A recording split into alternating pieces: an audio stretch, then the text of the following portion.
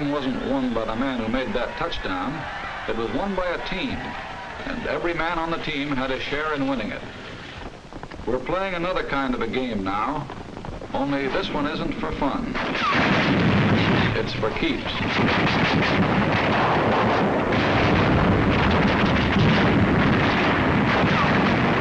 And this game won't be won by any single player either.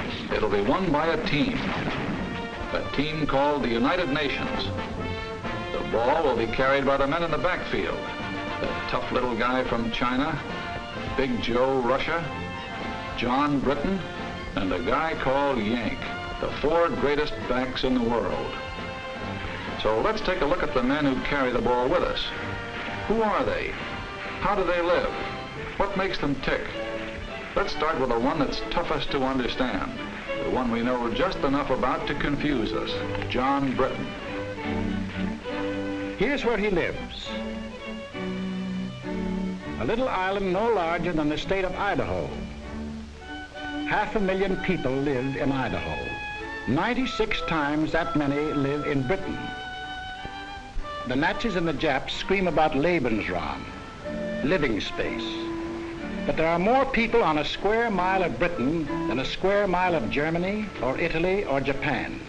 More congestion than practically any place on earth except the New York subway or a sardine can. And that's a clue that explains a lot about John Britain. We build front porches on our houses because we didn't want to miss the chance to see our neighbors. But John Britain hides himself in a little box and plants a hedge around that to make sure he doesn't. Living that close to neighbors, privacy is part of the pursuit of happiness. And in the sardine can called Britain, they learn to get on with their neighbors. They have to. He's too damn close. That's why they have so little crime in Britain. Believe it or not, even in wartime, the British cop does not carry a gun, nor does the professional crook. And in 1926, when the world heard of this stoppage of work in Britain, that industry, transportation, the whole life of the country had been paralyzed by a general strike, it was still more surprised next day to learn that the strikers were playing football with the cops. You can only understand that if you live in a sardine can. The second clue to this guy on our team. No part of Britain is more than 100 miles from the sea. Every day for hundreds of years, years of peace and years of war, John Britain has seen ships sail from his island to the 7 seas. That means that whenever John Britain wants to bust out of his sardine can, it's the sea that gets him. He's been busting out for hundreds of years, and that led to Australia, South Africa, New Zealand, Canada, and for that matter, the United States of America. How did John Britain get on our team? Remember 1938? The Yankees won the pennant. Wrong way, Corrigan. The last trains ran on the 6th Avenue L. Well, John Britain got excited about the same sort of things. The bet he had on the Derby, or, as he would say, the Derby. His job. His kids. Getting his exercise on his day off. Preston North End taking the football cup.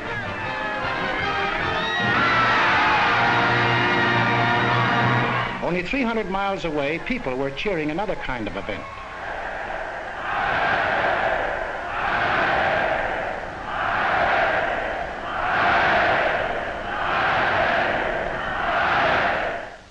And in London and every other British city and town, they read about what was going on in Europe, and they got sore about it.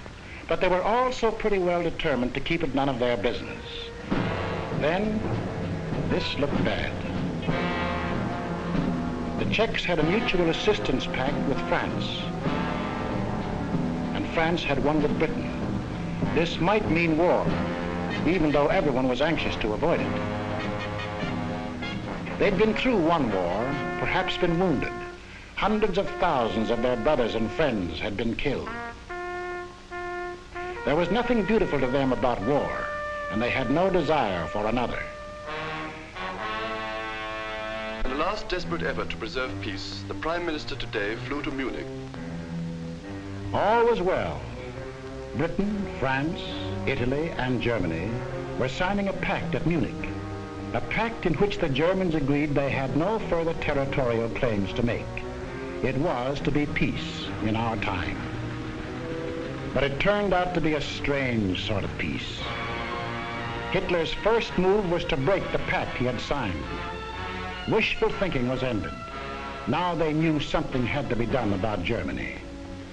They approved the Conscription Act, the first peacetime conscription in British history, just as the Selective Service Act was the first in American history.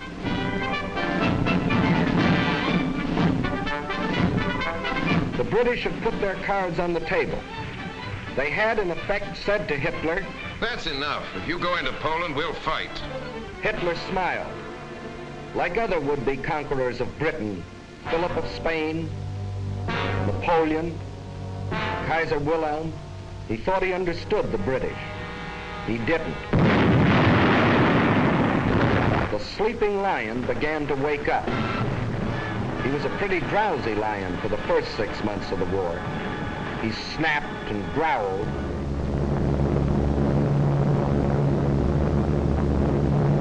But he dropped more leaflets than bombs.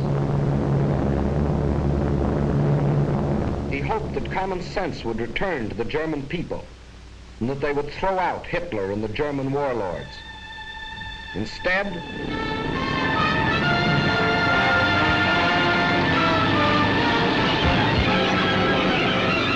at dawn this morning, the German armies, without warning, invaded the neutral countries of Luxembourg, Holland, and Belgium.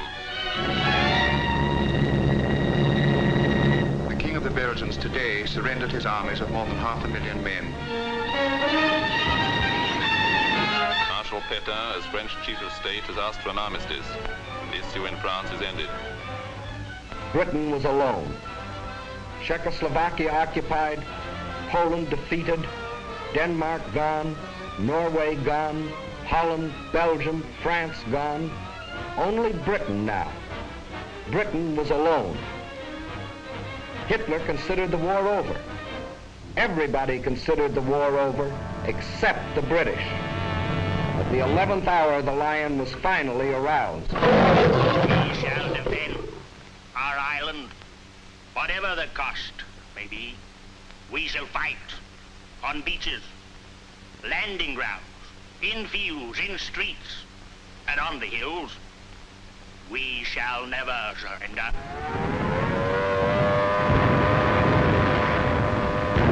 For a year, they took everything that the Nazis could throw at them.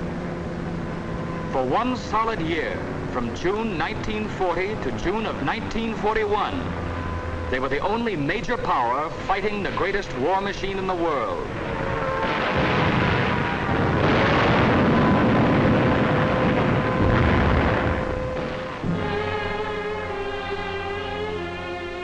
They took body blow after body blow. Solid punches before they even had their guard up.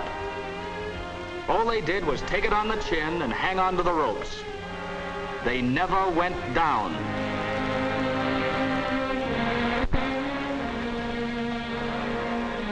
And while they buried their dead, they prepared grimly and defiantly for the day when they could strike back. There were no victories to cheer them on, just defeat after defeat.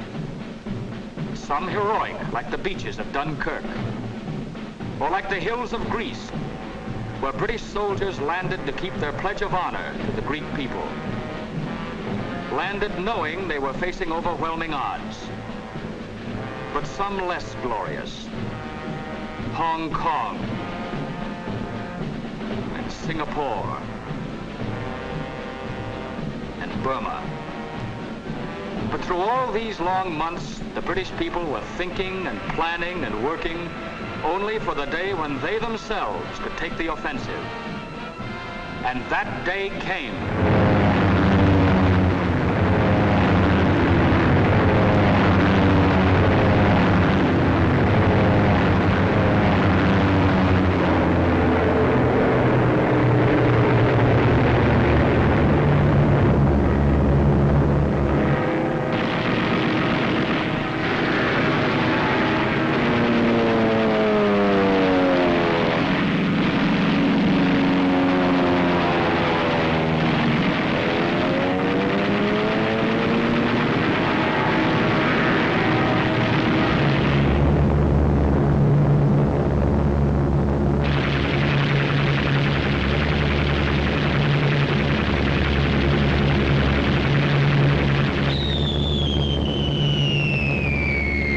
the British that made the Germans realize that war could be brought to German soil, too.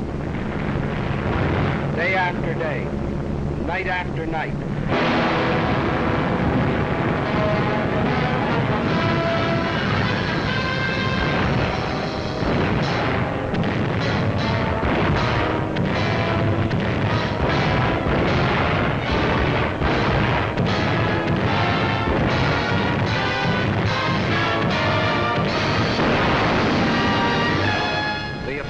Continues in greater and greater strength.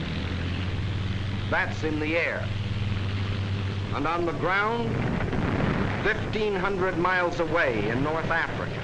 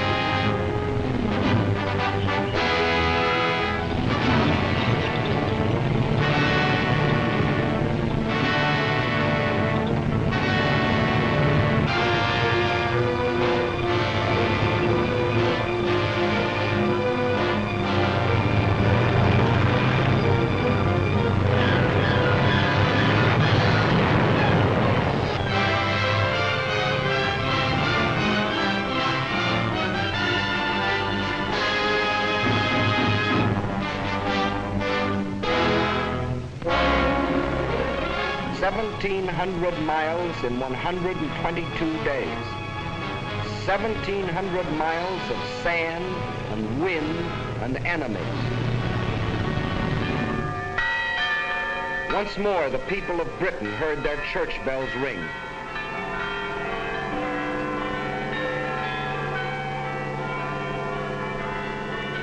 More than 3 years earlier, they had been warned that this would be the signal of invasion. But long since the nightmare of the threat of invasion had passed. Now the bells rang out a song of thanksgiving, a song of victory.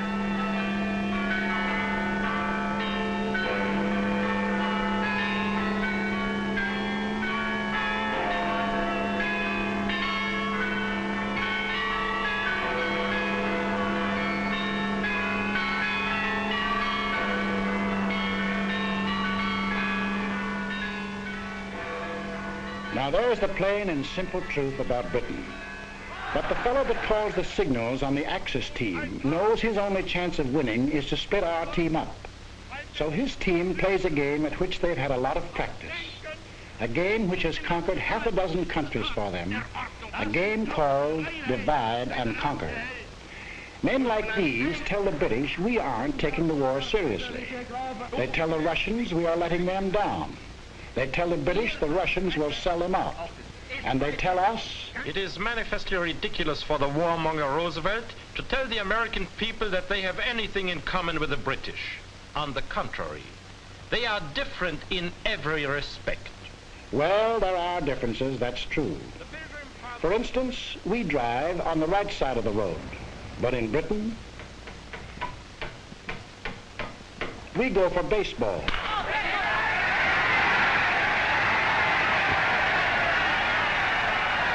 They have a little number called cricket.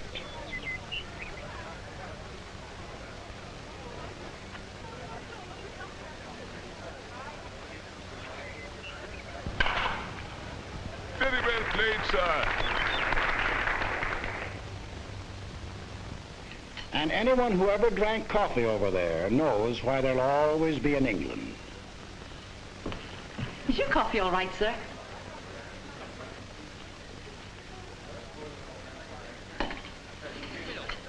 glass of half and half. Have you heard about it, boys? Give us another glass of half and half. Blimey, you'd have thought it happened to poor old Bill. And another bloke here. So I went in to sup my dinner, but it didn't buckets and I was getting swarge. Lad, that's bad. Ramon Tchaikovsky's smaller pianoforte works are past. Are they kidding, Jack? Why the cockamamie sprinkling some schmaltz mixed with celery tonic? Why do they all mush so much with corn pone in their mouth? You all can't understand a word they say. Yes, there are differences. But there are a few things that Britain and America do have in common. And these are the important things of life. A little thing called a free representative government. We call it Congress. They call it Parliament. A little thing called freedom of speech. No, in the next war, you've not got to go to it. They'll bring the war to you. And the thing is, if you take a tip from me, go and live at the Dorchester, because the trenches are just outside. This meeting is called on the orphans of the American Workers' Party, an organization dedicated to the organizing of the working class of America. Freedom of the press. Freedom of religion. They may not be important to Hitler, but all these things are the common heritage of John Q. Public and John Britton. 700 years ago, their ancestors fought for the Magna Carta. No one will we deny or delay, right or justice. 300 years ago, the Petition of Right. No man shall be compelled to yield any tax without act of Parliament. These principles came to our own country with the earliest settlers, and from them developed.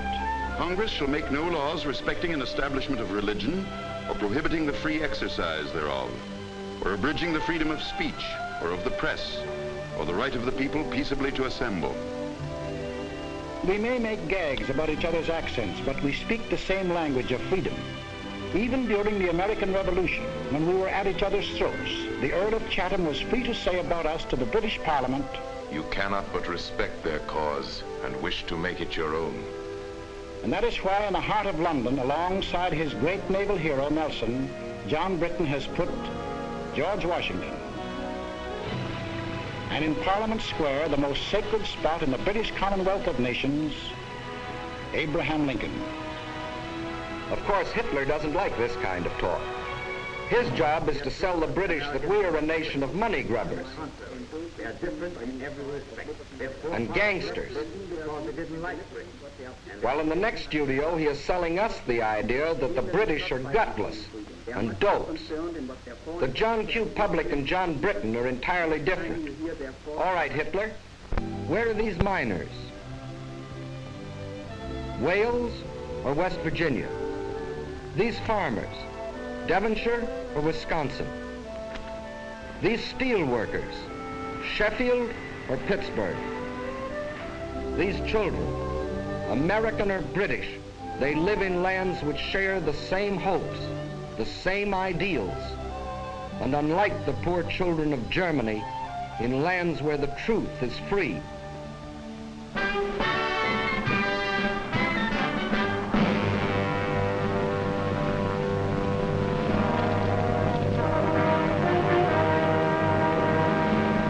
But let's not kid ourselves.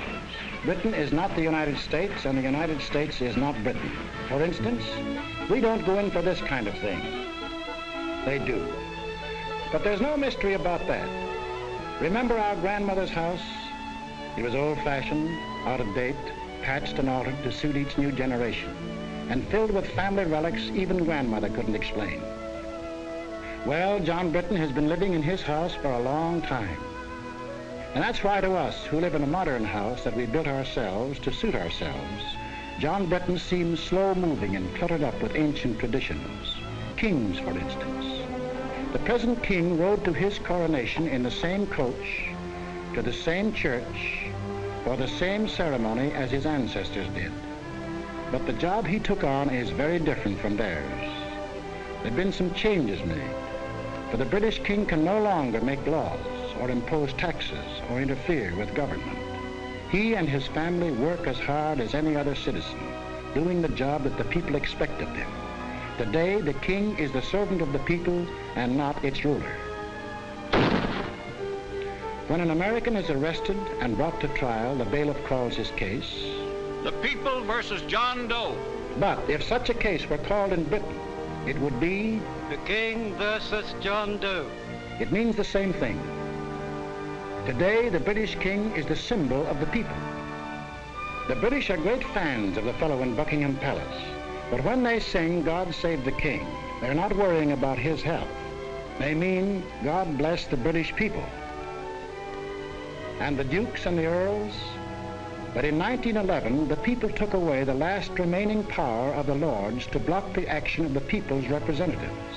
Dukes and earls don't run the country anymore.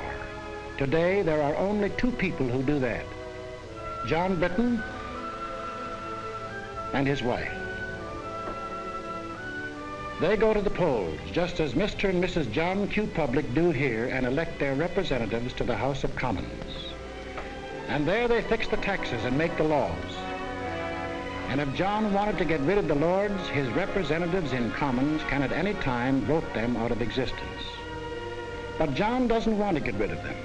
So he confuses us by keeping dukes and lords in a country where unions have long been accepted as an essential part of the democratic system, where the Labour Party, controlled by the unions, is one of the two great political parties, where longshoremen and railroad engineers have been ministers of the Crown, and where for 30 years he has had a system of social security even more extensive than our own. So when you read about Lord Louis Mountbatten or Lord Beaverbrook, former head of aircraft production, don't think they got their jobs because of their titles. They got them because they were the best men for the jobs. Just as Ernest Bevan, formerly a labor leader and now member of the War Cabinet, Herbert Morrison, who started life as an errand boy and is now Minister of Home Security, got their important jobs because they were the best men for them. With the things on the surface, the unimportant things, their John Britton and our John Q. Public differ. But the important part of their lives, they run the same way, the democratic way, the free way. But this gentleman never bothered about the truth.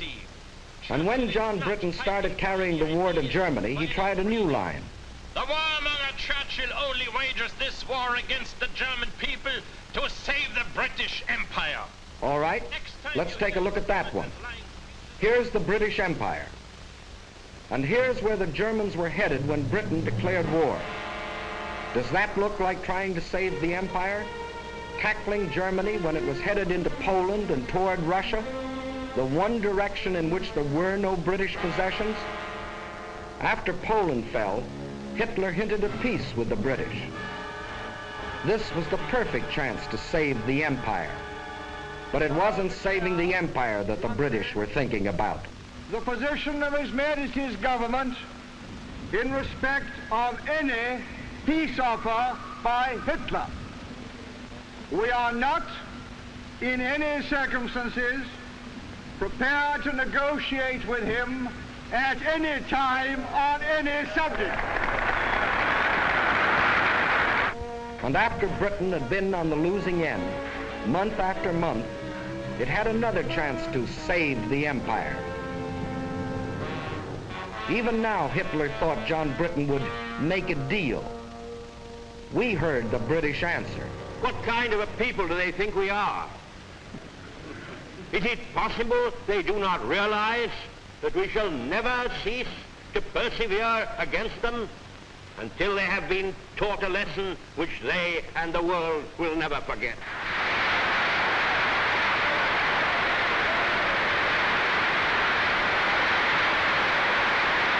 And let's take a look at this British Empire. The freedom we fought for in 1776, Britain has since freely given to Canada, Australia, New Zealand, South Africa. These are independent nations with their own parliaments, their own laws, even their own money systems, their own tariffs, which often work to Britain's disadvantage, their own armies and navies. Britain couldn't even take them into war if she wanted to. That's a problem they settled for themselves. Each one of the British Commonwealth of Nations declared war on Germany of its own free will. Of course, no one ever talks about the British Empire today without mentioning India. And men of goodwill in Britain, as well as other countries, have been outspoken in their demands for Indian freedom. For no man who believes in democracy can support foreign rule of any people. But there are things that many of us do not know about India. For instance, that India pays no taxes to Britain, either directly or indirectly. That the Indians fix their own tariff laws, frequently to Britain's disadvantage. That of the Viceroy's Executive Council, 11 of the 15 members are Indians. And in the courts, 10 of every 11 judges. Furthermore, that no Indian is ever conscripted for service in the Army and Navy. It was voluntary enlistment that raised the Indian Army from 170,000 at the outbreak of war to 1.25 million today.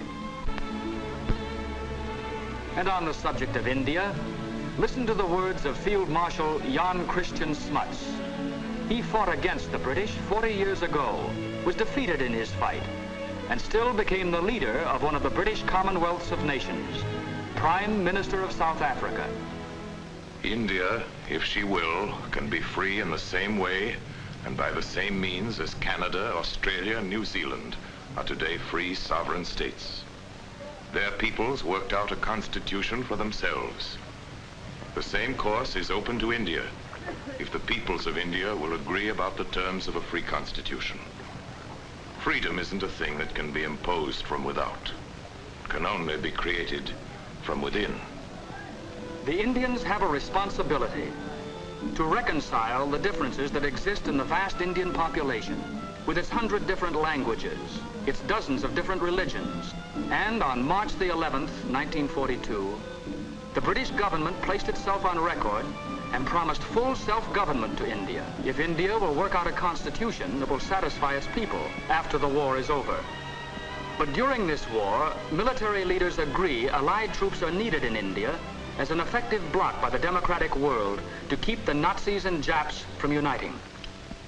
Further, India provides the bases for United Nations bombers to get at the Japs in Burma. In other parts of the empire, too, democracy stands on guard.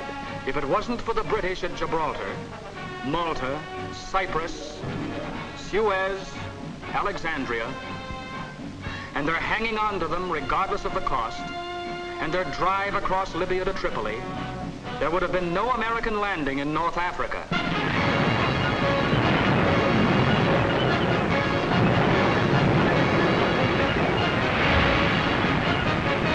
There's another tune the Nazis play about the British Empire. The British are sitting back, letting others fight the war for them. Ooh, we know that tune very well. Britain will fight to the last Australian or Canadian or New Zealander. The truth that thousands of Canadians and Australians and New Zealanders have gallantly fought and gallantly died in Crete, in Greece, in Libya. But there's something the Nazi mouthpiece leaves out, something pretty important. Out of every 10 inhabitants of the British Empire, 1 comes from Britain. But of the casualties suffered so far in this war, 7 out of 10 were born and raised in Britain. 1 of 10 in population, 7 of 10 in casualties. And in the air, of the planes flying with the RAF in Britain, 2 out of 3 are manned by crews from the island. And of the planes on the overseas fronts, the Western Desert in Africa and the rest, 4 out of 5 are manned by boys from Britain. And then there's a little thing called the British Navy.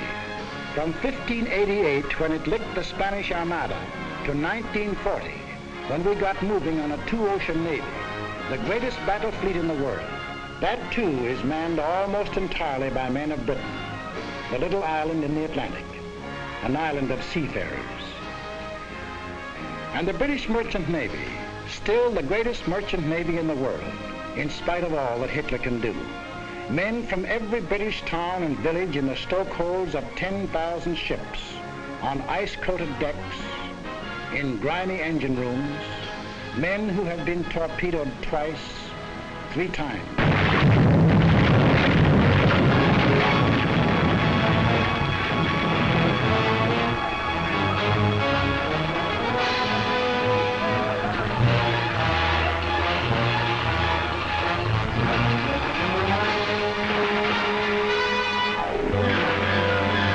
There's one English sailor who's been torpedoed 6 times and still signed on again.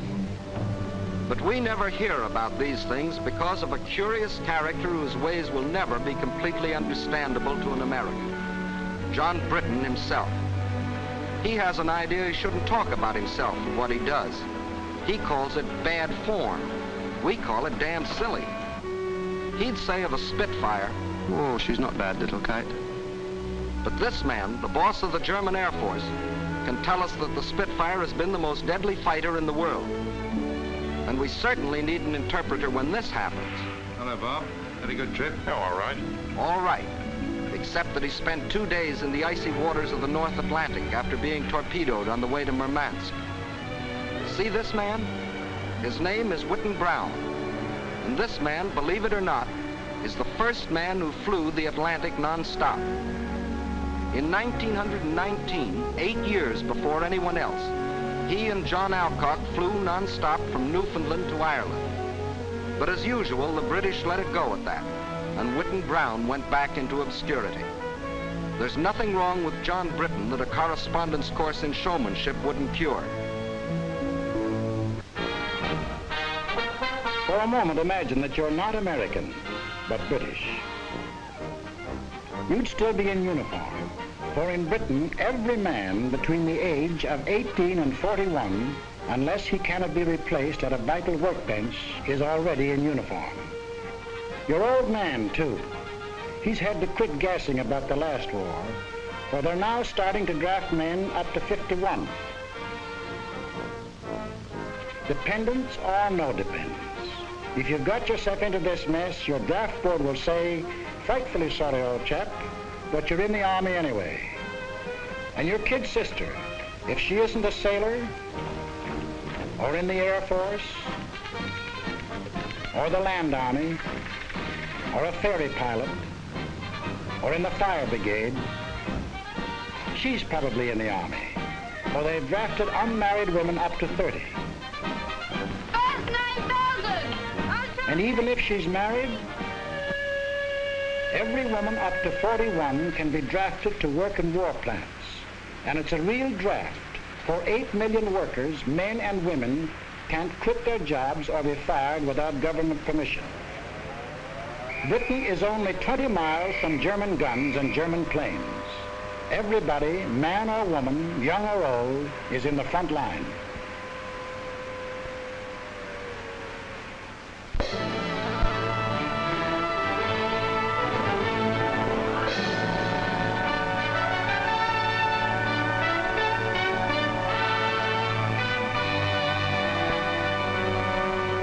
Maybe this isn't your idea of Britain. The ads were different, and you wondered whether they still made bows and arrows at the village forge. The ads kept quiet about industry, just as this one leaves out the aircraft plants and the oil fields. Well, they have the rich green fields you've read about, the quiet country lanes, but they also have the steel mills of Sheffield, the Pittsburgh of Britain. They have the picturesque little villages, the gently flowing streams, the lovely old castles. But they also have the shipyards of the River Clyde, not as modern as Henry Kaiser's, but still one of the greatest in the world. They have the old cathedrals, deathless reminders of a rich tradition. But they also have the great industrial cities of Birmingham, Glasgow, Manchester, Leeds. They seldom, if ever, saw an American tourist, but they made Britain, even in peacetime, one of the greatest industrial powers in the world. And in wartime, even as late as July 1942, this little island, no larger than the state of Idaho, was making more war goods than we were. Maybe you thought John Britton sat there and waited for us to send him planes and guns and tanks. Well, he's deeply grateful for what our Lend-Lease did for him. It saved his skin when he was in a tough spot. But today, Lend-Lease works in more ways than one. For today, John Britton himself furnishes planes and guns and tanks through the same Lend-Lease to us, to Russia, and his other allies all over the world. In Britain alone, our forces have received, free from the British, 1.5 million tons of food, clothing, and munitions, and 2.5 million tons of other materials. There's another thing you ought to know about Britain. If your unit gets sent there, you probably won't be invited out for supper or for a drink. That's not because the British don't want to entertain you. They haven't anything to entertain you with.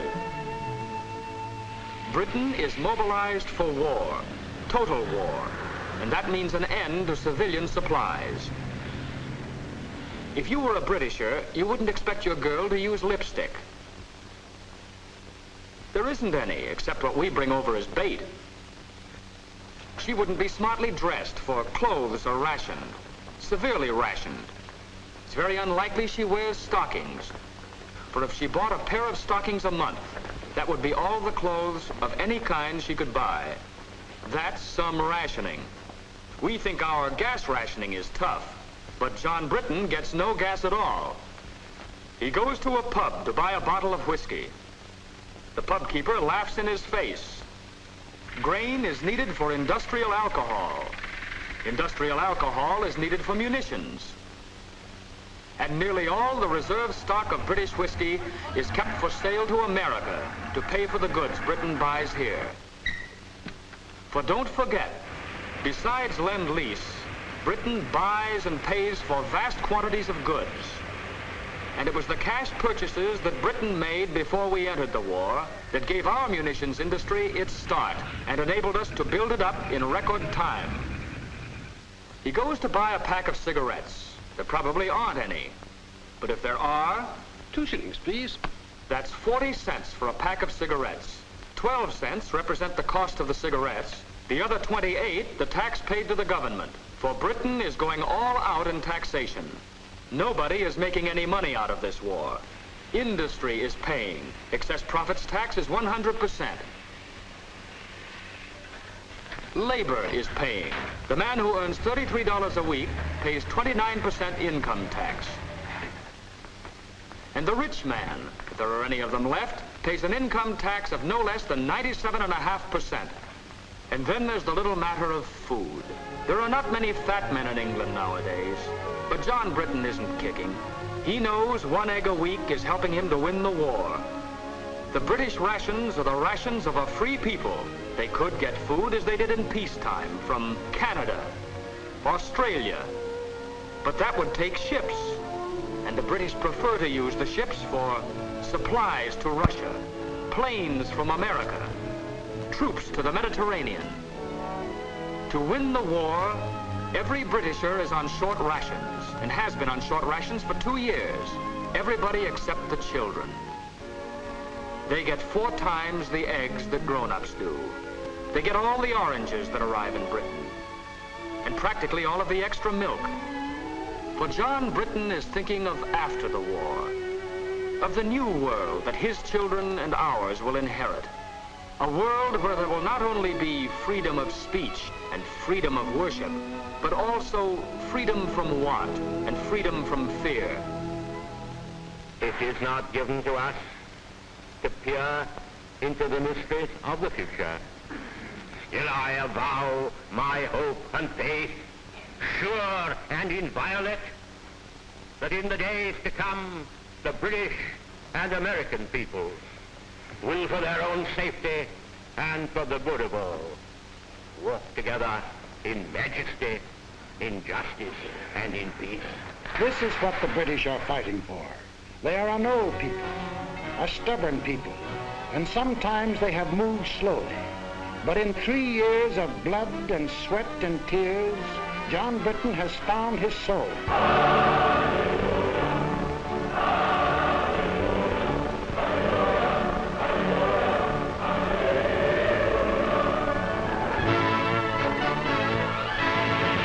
Now he is tough. Now he is determined, and now he knows where he is marching, to victory and to a new world. He's a good man to have on our team.